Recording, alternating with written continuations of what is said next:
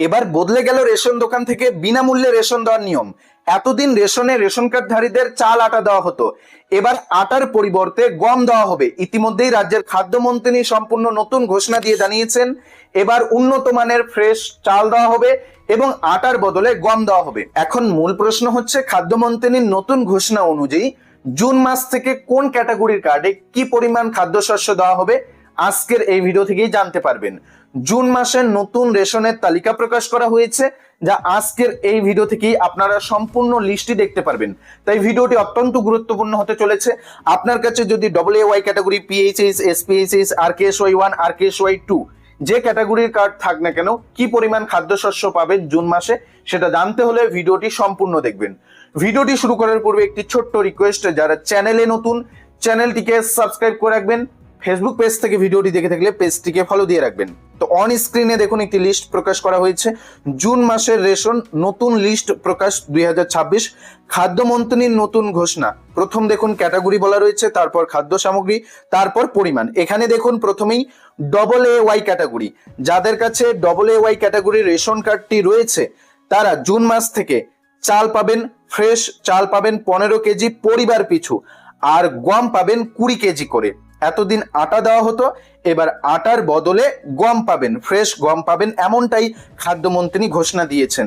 তারপর দেখুন যাদের কাছে PHS ক্যাটাগরির রেশন কার্ডটি রয়েছে তারা জুন মাস থেকে চাল পাবেন মাথা পিছু 2 কেজি এবং গম পাবেন মাথা পিছু 3 কেজি করে।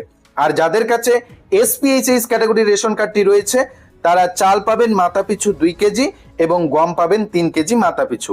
তারপর দেখুন যাদের কাছে RKSY1 তারা কিন্তু মাথা পিছু 5 কেজি করে চাল পাবেন জুন মাস থেকে, আর RKSY2 মাথা পিছু কিন্তু 2 কেজি করে চাল পাবেন। এটা কিন্তু জুন মাস থেকেই পাবেন। তবে জানিয়ে রাখছি, জুন মাসে RKSY1, RKSY2 এই ক্যাটাগরির কার্ডধারীদের খাদ্য সামগ্রিকের পরিমাণে আরো বদল আসতে পারে, এমনটাই সূত্রের খবর।